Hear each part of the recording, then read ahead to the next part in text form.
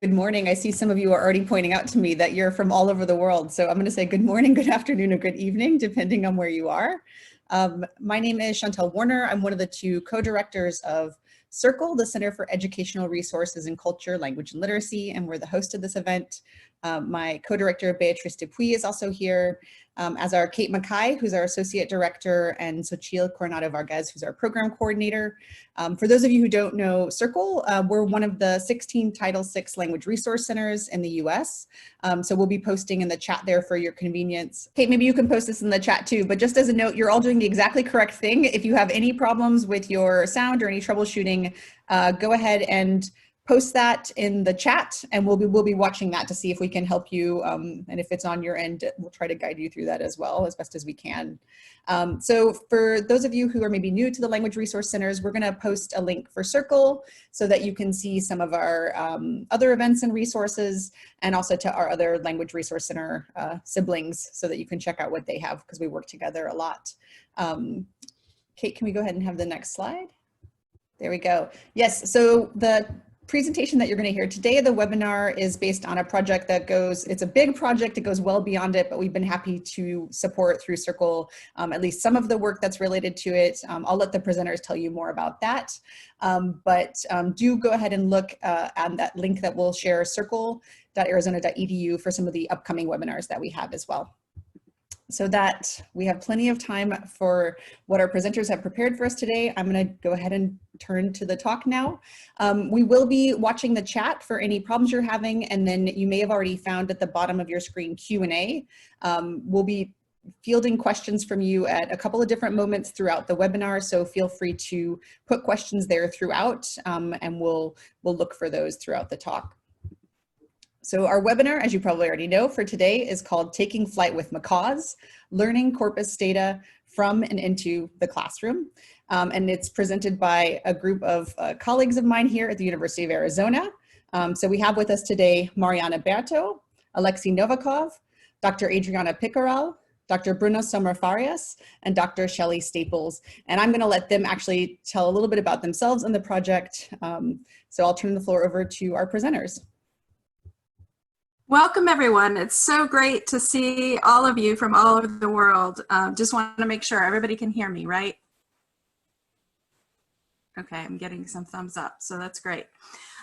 So we're delighted to be here. I'm Dr. Shelley Staples. I'm an associate professor in the English department here, and been working with this wonderful group of researchers for over 2 years now on this project. Before we jump into talking about our multilingual academic corpus of assignments, writing and speech, or Macaws, I'm going to talk a little bit about corpora and corpus-based language teaching. So I know a lot of you are familiar with corpora, but some of you are not. So I wanted to start with just a definition of what a corpus is. It's simply a collection of texts, and these can be both spoken or written. And in Macaws, we have both transcribed speech and writing. The plural of corpus is corpora. And when we create a corpus, we try to represent a particular domain of language use. So for Macaws, we're trying to represent the language that's used in language learning classrooms, specifically for Portuguese and Russian. And we also try to, so the language that we have in the corpus comes from the assignments that students produce in those classes.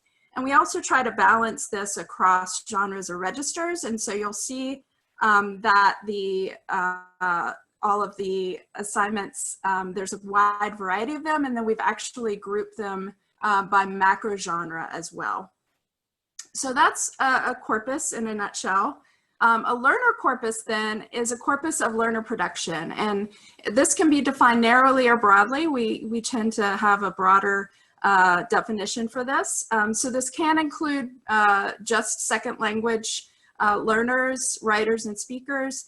We can also think of students that are not second language writers or speakers as also being part of learner corpora.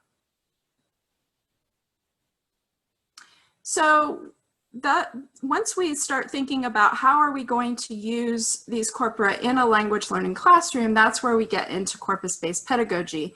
And so basically this is using a corpus or findings from a corpus study to inform curriculum, create materials, or engage students directly in examining corpus data.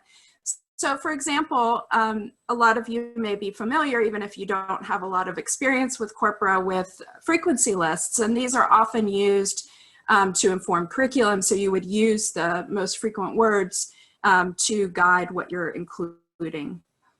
You can also create materials from corpora, and so there have been a number of more and more textbooks that are created from corpora. We don't have that yet for Macaws. So today we're going to be showing you some ways to create materials from the Macaws corpus. And then a third way that you can use corpora is to engage students directly in examining corpus data. This takes a lot more training on the part of both the teacher and the student. And so what we're going to show you today is a way to kind of get some of the benefits of directly engaging with corpora without having to have so much training and background. So today we're going to be talking about Macaws, but there are lots of corpora out there, lots of either learner corpora or non-learner corpora. And so the thing that you want to think about when you're choosing a corpus is that it's appropriate to your learner's level and appropriate to your learner's needs or goals. And that's why we promote, one of the advantages of using a learner corpus like Macaws is that it will be, closer to the learner's level, and it may be more appropriate to their needs because the assignments, the genres that are included in the corpus are directly relevant to the language learning classroom. So we have provided here a list of corpora. If there's time at the end, we may talk more about that as well, but there are lots of resources for different languages, and in case you are not working with Portuguese and Russian. And I am going to highlight one corpus, which is actually one that's developed by our research team. And when you get into looking at Macaws in just a minute, you'll see that it's actually very similar. The homepage will look very similar for Macaws and this other corpus, which is the Corpus and Repository of Writing, or CRO. And this is a corpus of second language writing in English. And so I know a number of you are working with English, and we wanted to point this out. So as you go through the webinar, you can think about how you might apply the same principles that we're talking about to other languages. And the CRO corpus is one that will have the same navigation as the Macaws corpus. So from here, I'm gonna turn it over to Adriana, who's going to shift us over to our focus for the day, which is on Macaws. So like Shelley mentioned, I'm Adriana, and I will be talking about what is Macaws and how to access and search and filter your results. So Macaws is a multilingual academic corpus of assignments, writing, and speech. And like Shelley mentioned, right now we have collected data for Russian and Portuguese. We started collecting data for assignments for Portuguese in spring 2017 and for Russian in spring 2018. So far we have 3,000 files for Portuguese and 812 files assignments. So these are also like not only written assignments like the title says, but also spoken speech and videos and audio so on. So we have a total of 100 participants for Macaws and 255 for Portuguese. A lot of these, around 77, I know by heart the number for Portuguese, 77 participants in the Portuguese portion of Macaws have consented for multiple semesters. And I know that we do have a lot of students in Russian too. So we have longitudinal data as well. Not all of these have been processed. So we download all these different files like Word documents, PDFs, videos, and then we convert or transcribe everything to text.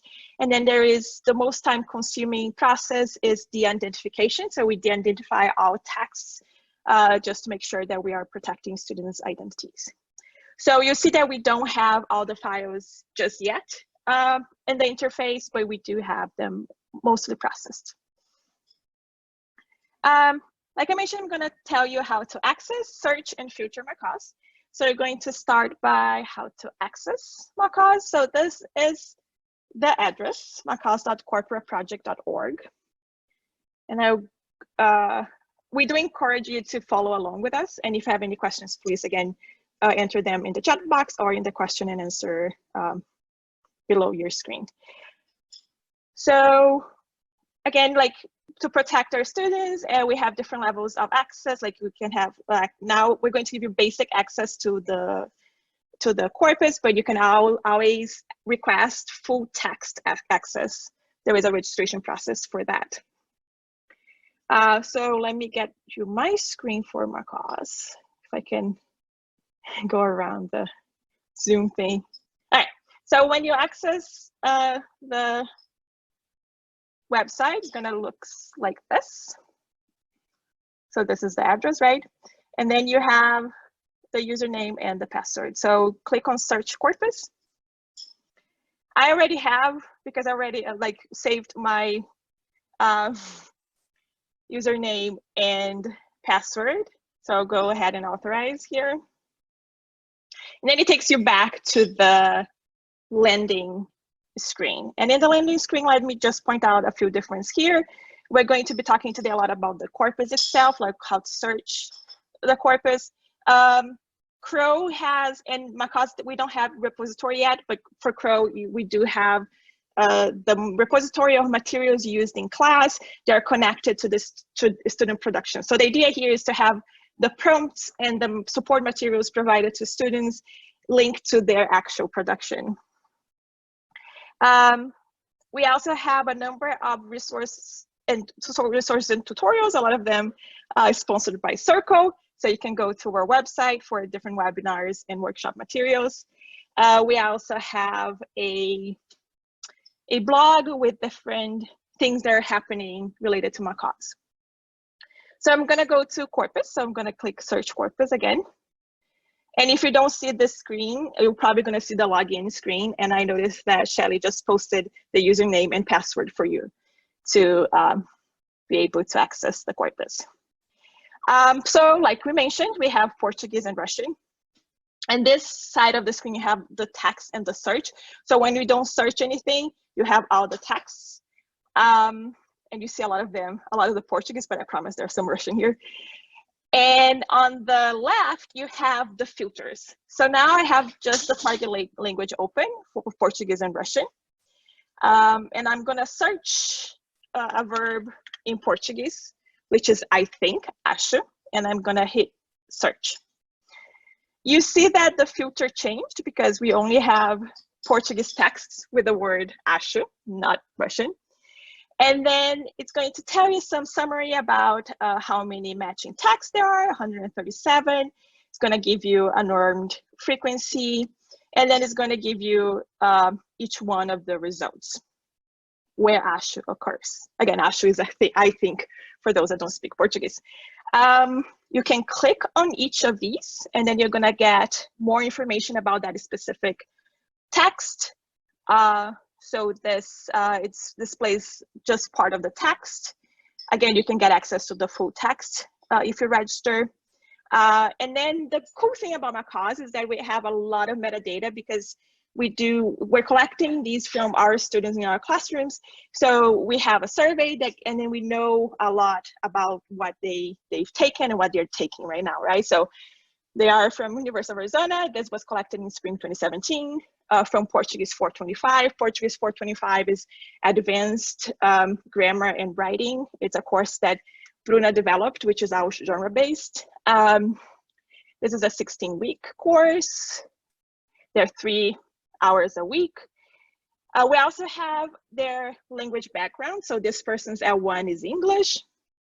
This person has taken a lot of different Portuguese courses. They've taken the first semester Portuguese for a Spanish speaker, Portuguese intermediate conversation, literature, and so on. They are in their last year of undergraduate, so that's the 4th year. They're majoring Spanish and they're minor in Portuguese. That explains, you know, all the Portuguese courses of the minors. And then you have specific information about this text, including that this was originally a writing assignment. then the microgenre is narration, the topic is strip, there is also the assignment name, and the total number of words for this assignment. Okay, I just hit back to go to all the search results. Let me show a little bit of the filters on the left. So we have courses. So like I mentioned that this is in Portuguese 425, but we can see that the word 𝙈𝙪𝙡 is also in text in 305 and 325.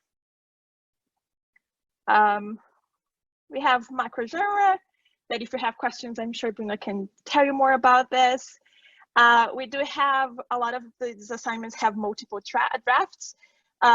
So we have in 𝙈𝙪𝙡, for this search 𝙈𝙪𝙡, we have 42 texts for first assignment and 95 texts for final assignment. And then mode, like I mentioned, is speaking and writing. We just have writing for Portuguese process. So that's why you see only writing results here, 137 texts. And L1, we do have one Portuguese, so we do have heritage speakers of Portuguese in the Portuguese portion of the corpus. A lot of Spanish speakers, of course. Okay, so let me just show you a different word like acredito. So 𝙈𝙪𝙡 is I think, acredito is I believe. So let's look at the course. So it does look like acredito, I believe, is more common in Portuguese, the last level, the more advanced level than the two previous, the first two semesters. And we can look at the topic. Let's look at the macrogenre, I think. Yeah, so there is a lot of narration for the word acredito. If you want to look for both words, 𝙈𝙪𝙡 and acredito, you just enter both of them, and then you get results for both. So you have acredito and 𝙈𝙪𝙡 here in the same text. If you want to look for two words, but they are one after the other, like a fixed expression, like eu acho, I think, you have to put them between quotation marks, then you hit search, and you're gonna find eu acho. So we'll be showing you more of the interface. So this is just to give you an overall idea of how the corpus works. So now I'm gonna pass the floor to Bruna. She's gonna be talking about what you can do with these, with the searches in the classroom. Okay, hi everyone. So as Adriana mentioned, I'll be talking about some examples of activities that we created using Macaws. So the corpus-based activities we're going to share with you today were designed following data-driven learning principles. Data-driven learning is implemented through the incorporation of authentic examples of languages into classroom activities. And in this case, as you can imagine, the authentic examples are the concordance lines generated through the searches in the Macaws corpus. Concordance lines, what are they? So they are lines of text that show a search term highlighted with its surrounding context. We have added an example here in the slide where you can see the word todos in Portuguese, and this word is centralized and highlighted, right?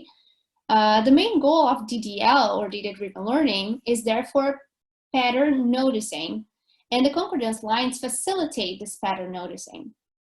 Since the results are listed one after another, as you can see in this example, students can more easily compare the different ways one term or an expression is used across similar or divergent contexts. The DDL pedagogical approach aims to promote inductive learning, which means based on observing and comparing the patterns that they see in these concordance lines, students develop knowledge of lexical grammar, and they can make connections with text functions and context of use, for example. In the activities you will see here, I'm going to show one for Portuguese and Alex will show one for Russian. We will be using what we call IDL or IDDL, which stands for Interactive Data-Driven Learning, which is a tool that Adriana developed. This tool allows the embedding of the corpus search results or the concordance lines into websites or learning management systems. Maybe use Canvas, D2L, Blackboard, Moodle. So that's how you can embed this tool into your learning management system. This way, through IDL, students can scroll up and down the results and interactively analyze them within one single page which enhances their learning experience in a digital environment. So I'm going to show you how it plays out in one activity that I developed with my students in a Portuguese beginners class.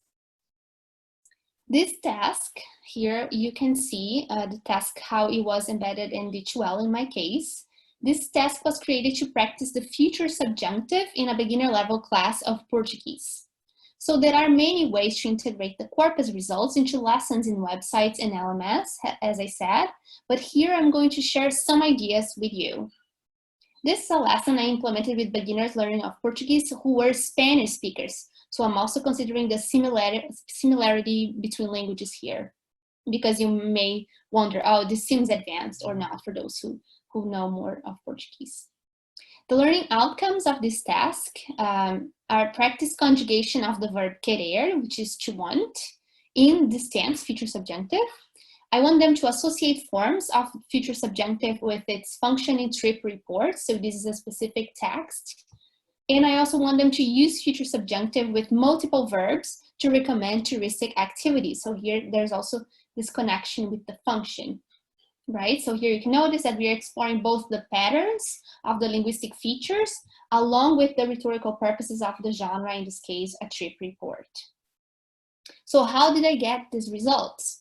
To get to these results that you see in the concordance lines here, I wrote the word quiser, which is the verb to want, already conjugated in this tense, just like Adriana showed you the examples with acho and acredito, right? In this case, it was quiser. The results I got were associated with assignments on 3 topics. Remember the filters on the left? I saw the topics and they were 3: trip, media, and future plans. So I wanted to narrow down my search. So I used the filters on the left to select only the topic trip to be able to explore the uses of this tense with one specific genre, in this case, the trip report, which was categorized in the corpus under the trip topic. To guide the students' interpretation of these concordance lines, I then used a form created with the platform Qualtrics. But if your institution does not allow you access to Qualtrics, you may as well use Google Forms, for example, which is more widely available and free. These forms can easily be embedded through an HTML code, and we will provide you with tutorials on how to do this on your platform later, so you can embed your own websites as well. So this is Portuguese, but the kinds of questions I included here were first the name. I'm going to walk you through this form so you have an idea of what kinds of inductive questions you may ask. I first included a name so we can retrieve who completed the assignment when we check the results. Then the 2 following questions are inductive as well, and they ask students which genre these lines are part of. So they have to read and infer. And I also asked them to justify their answer by selecting 5 examples and explaining why. 5 words. So here we are looking for cues such as content words associated with places, with tourism, foods, etc. And we are also looking for verbs such as recommend, suggest, and others that would help students infer this is a text in which writers would suggest a place to visit. So we are guiding them through these cues. The first questions then prepare students to infer the function of the verb quiser, which is highlighted, the one I selected, which is a support for a future decision or a hypothesis, in this case, meaning in case you want it. The third question then examines the use pattern based on the conjunctions that trigger this verb tense. The concordance lines only show one conjunction. If you look at the examples, it just shows lines with se, which means if. So this question asks students to make connections with previous lessons in which they studied other conjugations that would also trigger the same verb tense. And here you have a list of them. And the last question gets at the rhetorical purpose of the genre, asking why the sentences are formed with only the pronoun you, for example. So students can reflect about audience awareness and readership as well. If you can see there, se você quiser is if you want. So why is this example used only with you?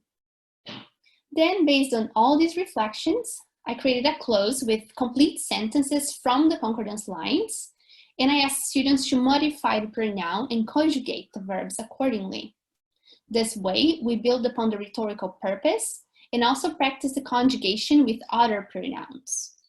We will also provide you with the link to this amazing website created again by Adriana, where you can create your own clause if you'd like for your classes. And then finally, students have the opportunity to use the pattern with the verb quiser and other verbs that were previously studied by writing a recommendation of a place, a trip, a dish, whatever they would like to based on their own experience.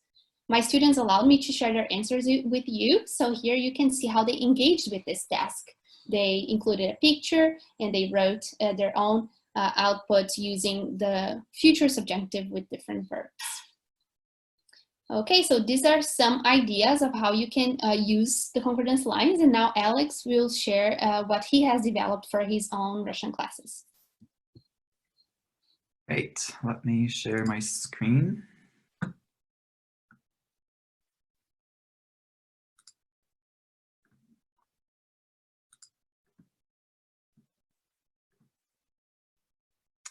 Okay. All right, let's see.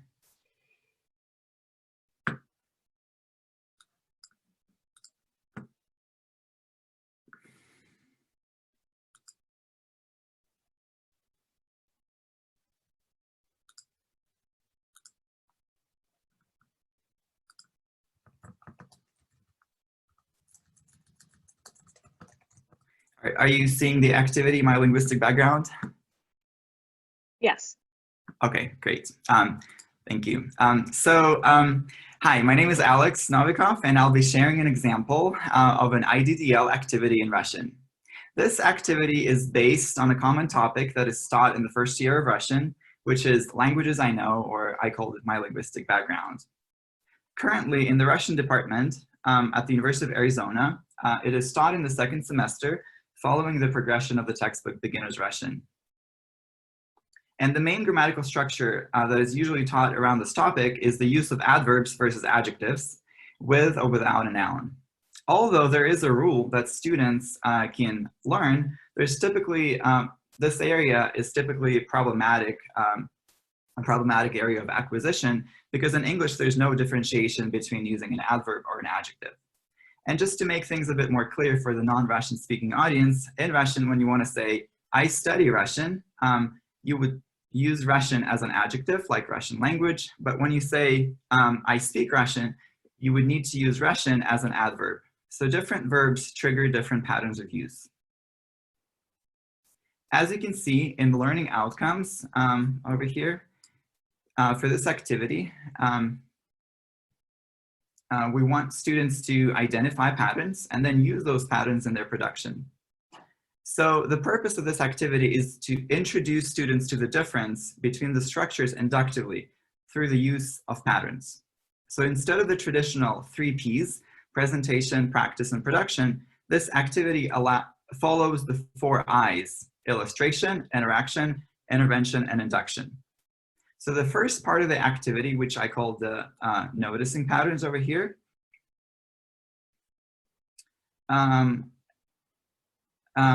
combines the first 2 Is.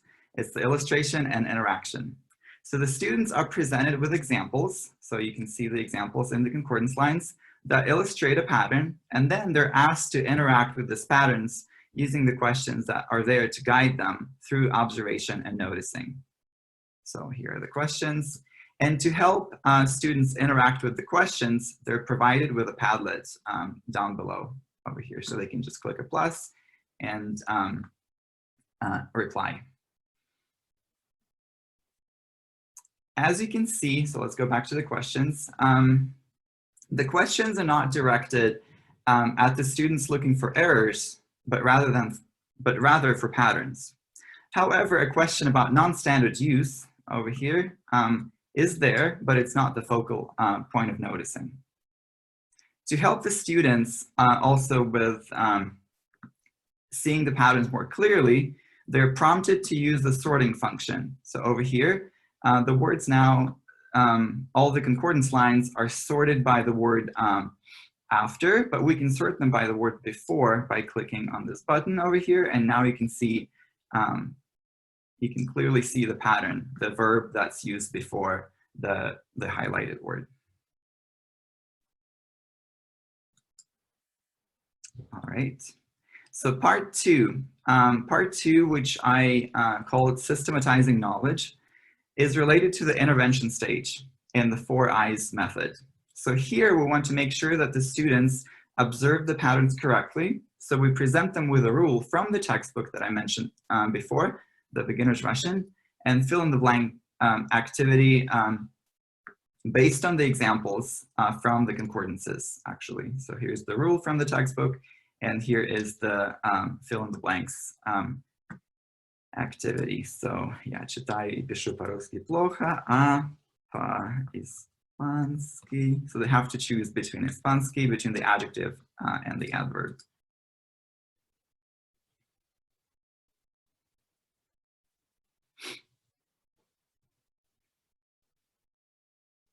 So at this stage, the students solidify the knowledge of patterns. And finally, the induction stage, which is called making your own, making it your own, is where they apply the knowledge of patterns by recording a video using Flipgrid. So they just scan the code, and that takes them to a different website where they can record their own video answering these 2 questions. What languages do they study and know and speak or understand? All right, so that's the Russian activity over here. So, and now I will talk about how to embed these concordance lines to a Google site, for example. So here is a blank Google site. And before you can embed anything, you have to go to the Corpus website, and Adriana already showed you the ins and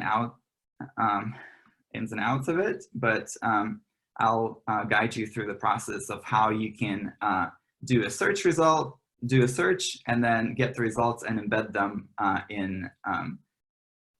in your activity. So the results can be embedded in any platforms, like at the University of Arizona. We can use D2L, it's a learning management system. You can most likely embed them in other platforms that allow embedding.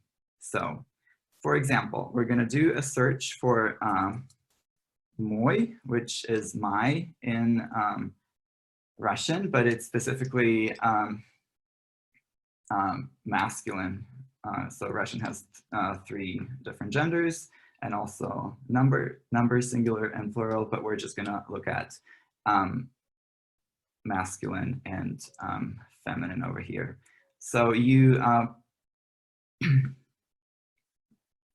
I assume you already have the access to the corpus, right, with the login and password information. So here's the corpus itself. So if you want to follow with me, if you speak Russian using the Russian keyboard, follow with me. So click search, and the search results are only going to be for Russian, right? If you click on the target language, you'll only see Russian 87 texts.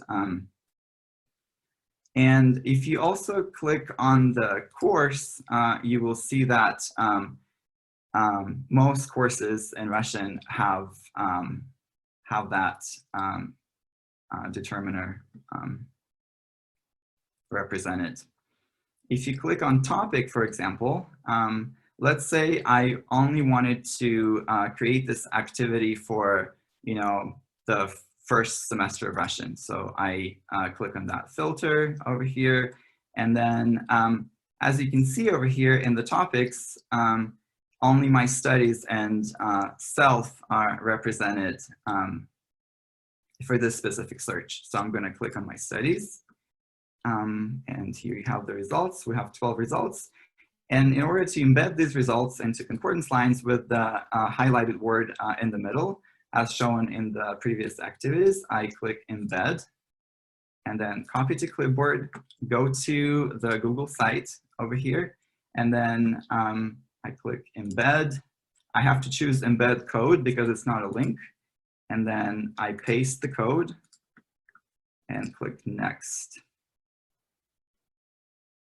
Insert, and here we go. I'm gonna just drag this a little bit.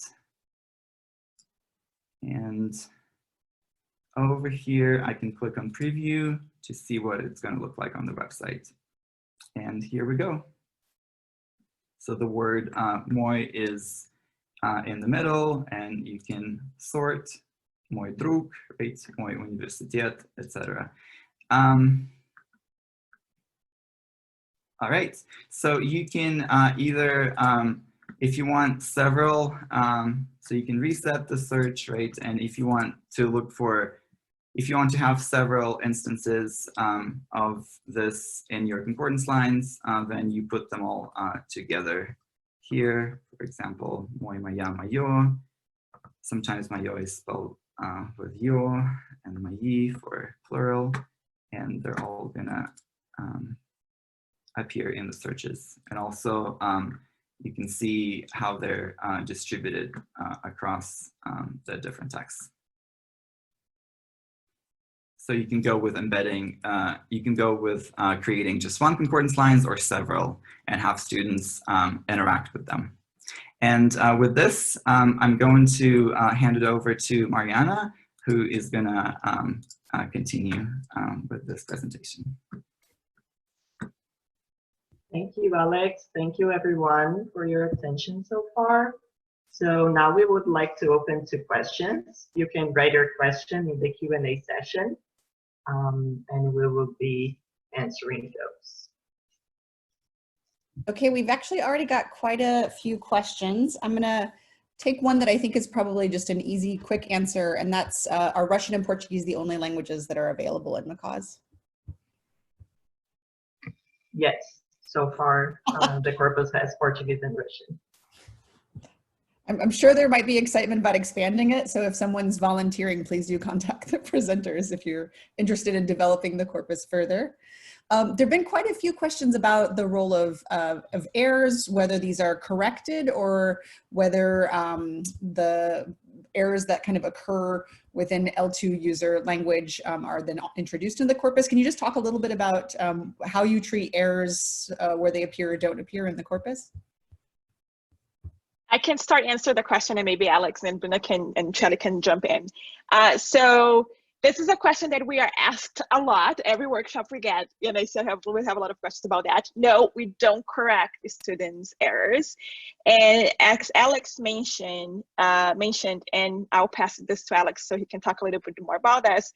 A lot of the IDDL activities we developed, we call attention of students to errors in the corpus so that they can either notice them and correct them.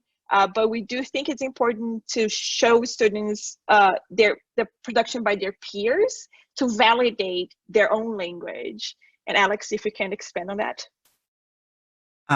Sure.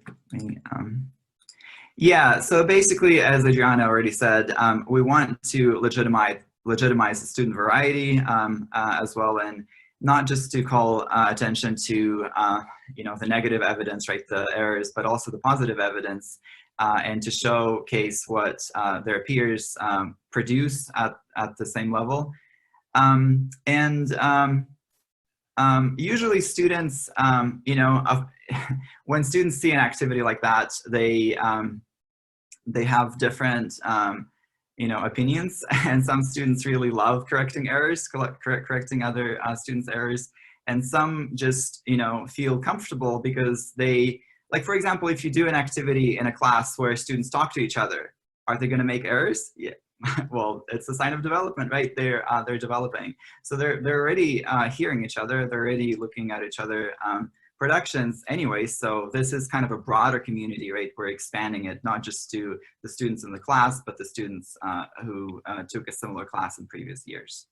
And also, like, there is a question, why not use the Russian National Corpus instead of the learner corpus. There is this whole thing also of like, these are students, there's student production at the level of the students, right? If you think at the L of like N+1, students can get really lost if the production is by native speakers. And in the case of Portuguese, a lot of the corpora we have available are very formal academic or Congress speech, which is not appropriate for classroom use.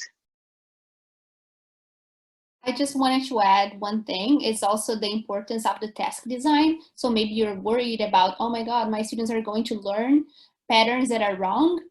But that's why I thought it was important to walk you through some of the questions that we created for our own tasks, so that you can maybe call their attention to the lines that contain errors and help them interpret that and see beyond it and really interpret that, because this is the validation of their own work, but also that's what we mean by authentic language.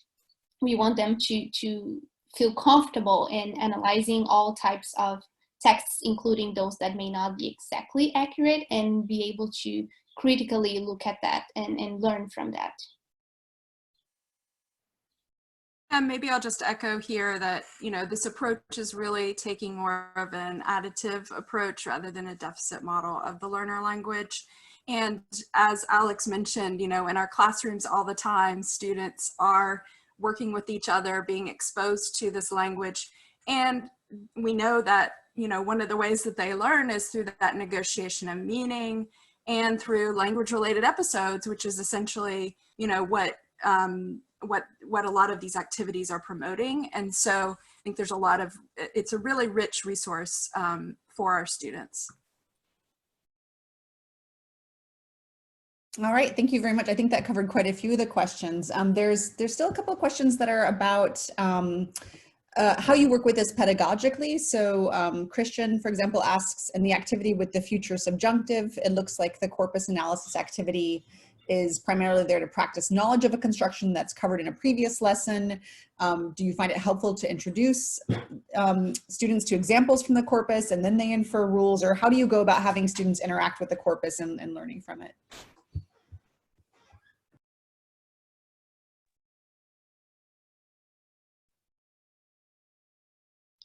Yeah, so I do think it's very helpful, and it's important to know the context, your teaching context, so you know exactly where you can fit that specific analysis within your classroom. I pointed out that that activity was created for Spanish speakers, and that's why I used more advanced texts, for example, the Portuguese 425 texts, to teach beginners, because I knew they could transfer a lot. So by knowing a little bit more about the corpus and the text that we have there, you'll become familiar with how you can adapt those to your students' contexts, and also based on how they are used to learning grammar. In my case, then that specific activity, it was very useful to expand knowledge of that specific verb. They had seen some verbs, but that one introduced the irregular verbs. So it depends on how you want to work with it, but it was very helpful in that case, so that they could more inductively see the function, not only the pattern itself in terms of conjugation. So those questions really guide them through thinking through the pattern, the verb conjugation, and the function. But it's also always a back and forth kind of iterative approach to teaching the grammar.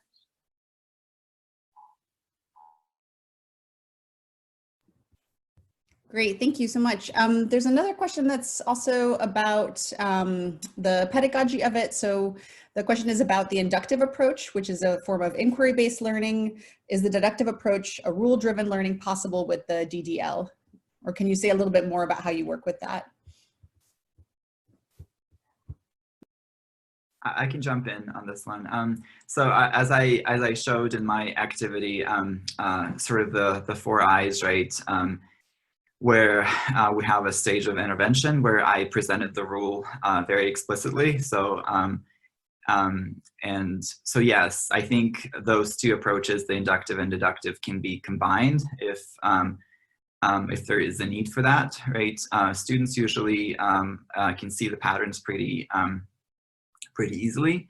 And it's, you know, it's fun for them to be engaged, you know, and be sort of the language detectives and form the rule by themselves. But then you can also introduce the rule, and then they can compare notes.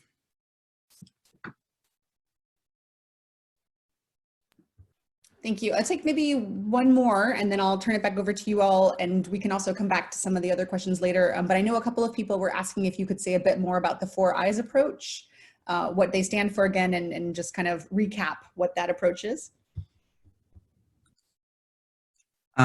Yeah, so the 4 I's, so we started with the illustration. Let's see if I can go back to this.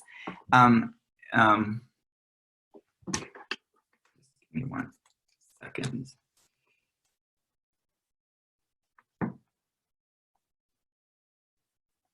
So the 4 I's in general was proposed by Flowerdew, and I can give a reference. I don't have it handy right now, but basically sort of it's kind of an alternative to the 3 P's, right? The 3 P's is a more traditional approach where you start with the rule, right? You present the rule, and with the 4 I's, you have the illustration, interaction, and then intervention, and then induction. So you illustrate some data, you give students some data to work with, then they interact with the data and with each other. So that's why it's the interaction. And then the third I is kind of optional, is where you, it's the intervention, right, is where you kind of want to make sure that they understand the pattern and they've, they've walked through the pattern recognition correctly.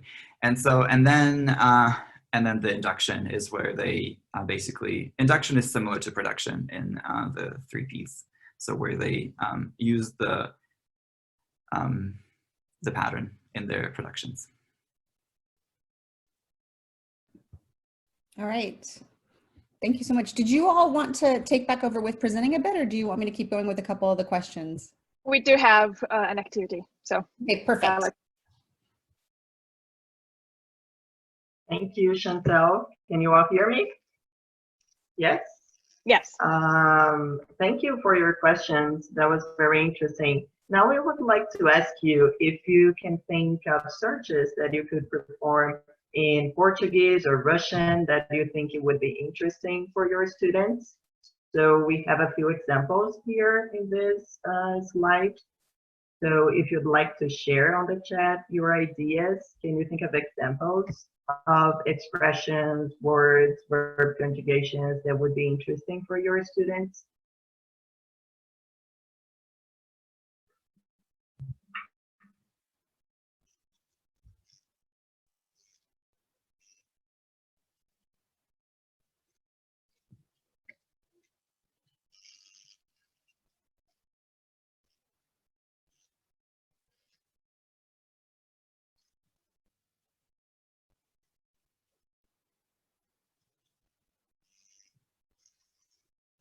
If you don't have access to the corpus and you would like to give us a word or an expression to do a search for you, that would be also possible.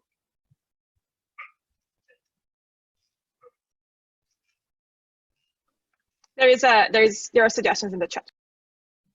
Mm-hmm.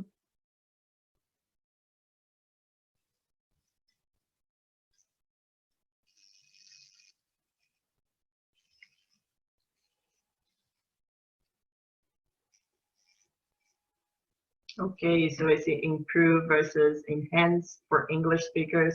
So that would be one that you can do with the CRO Corpus. 𝘼𝙭𝙪 for Portuguese learners. That's very interesting because it's an expression to express opinion. Usually they go with eu penso. Estou com fome, fico com fome, gosto de, especially for Spanish speakers. Irina has one suggestion in Russian. Would you like to comment on that, Alex? Yeah, I'm just gonna maybe show the search here.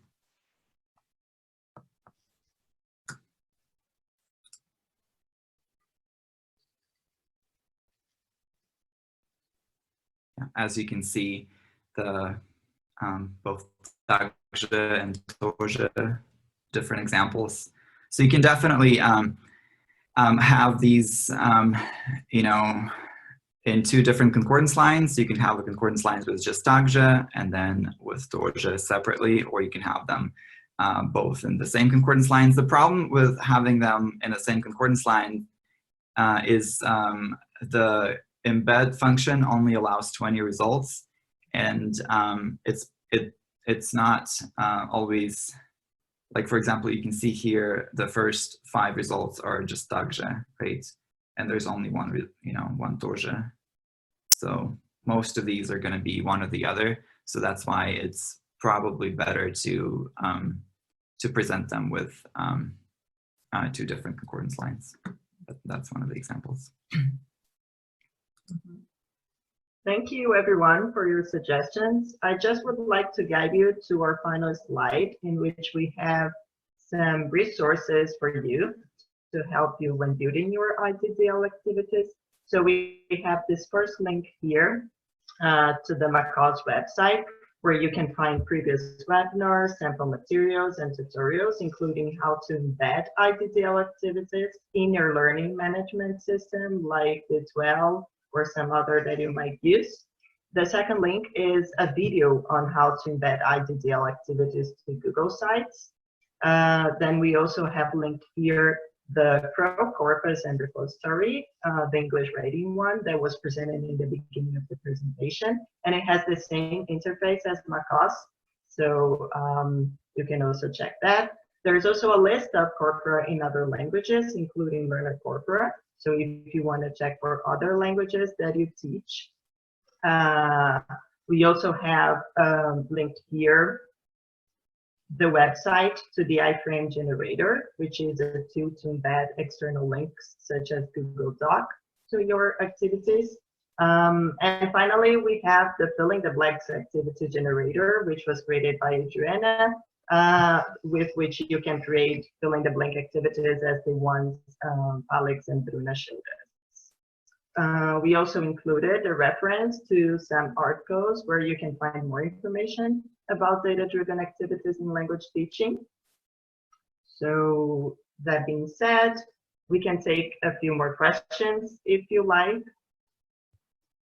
or comments. You're welcome to write in the chat or the QA session. Yeah, we've got a couple of questions that have popped up still in the Q&A. So one is, you've talked about the direct interaction with the corpora.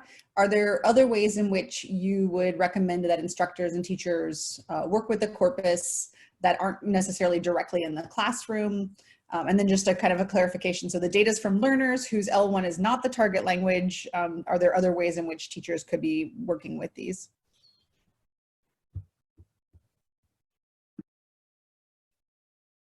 Yeah, I can start. So there's a lot of questions about whether using directly with Corpus. So I don't know if Alex can open the Corpus and type something or just pass the, but someone mentioned Nakar.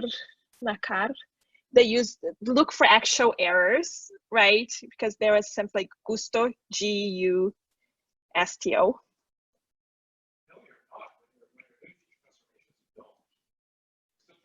So this is, again, this is our native speakers of Spanish, a lot of them, and second language learners of Spanish. And so we do have Gusto, which is not really, it's a form that is mixed with Portuguese, right? Which is really interesting to me as a person who studies L3 acquisition and transfer of different languages into Portuguese. Like at night, I like to play. They use gusto, right? Which is not, but it is, the frame is Portuguese is correct, but the verb form is incorrect. So one way that I use this is just to understand what kind of errors my student, am I going to teach this? I am going to teach Portuguese 305. I've never taught Portuguese to Spanish speakers before. So just looking at their production really helps me understand what kind of errors a student make, and these are patterns, right? They're going to make the same errors over and over again. So if you can bring that forward to students, say like, you know, there is a similar it's similar in Spanish, but it's actually different. So this is how we actually do it in Portuguese, what native speakers would do in Portuguese, but people will probably understand if you say "à noite eu gosto." So you can have this conversation with the instructors of Portuguese to Spanish speaker, with Portuguese to Spanish speakers, but also have this conversation with students and be prepared for those kinds of production, non-target production in the classroom. So that's my suggestion. I don't know if Bruna or Alex want to jump in with a different suggestion. I can also add one that we've been using from the English corpus. So for the English corpus, it's very much organized around the genres that the students are producing in the classroom, and I'm currently developing materials for our English language classrooms. And one thing that we're doing is we're using not just the concordance lines, but we're also using full text or excerpts of text so that students can see what the language is like beyond, just the word level. And another thing that we developed, because, concordance lines are not the way that we're used to reading. And so we have also added pairs of sentences. This was something that one of our instructors suggested, particularly for looking at transitions, which is something that we look at a lot in academic English. So that students could see more of the context. So those are two other ideas. Still using the examples from the corpus, but not having them, use the concordance lines. Thank you. And then I think there's one final question that's about the transcription process. If you could talk a little bit more about that aspect of creating the corpus.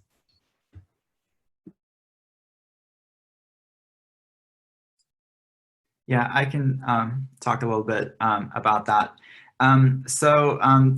There were actually two types of transcriptions that I did for Russian. One was that some of the texts were handwritten, and so I had to type them, and then the oral transcriptions, obviously, where we had the videos and we had to transcribe those. We decided to go with the sort of very generic approach, and so for example, where a student was mispronouncing something, we transcribed it the way the student was saying it, but then also we added the on top of that, actually it was the other way around, sorry. We did standardize the pronunciations, and then in parentheses, we added the pronunciation that the student used. So we do have access to both. So for example, if somebody is just interested in like lexicography, right? They're not interested so much in pronunciation. They could just use the version with the standardized orthography. And if you're more interested in, in phonetics and phonology and pronunciation, we do have the phonetic transcriptions as well. Great, thank you so much. So we've run a little over 10, and I want to be aware of time.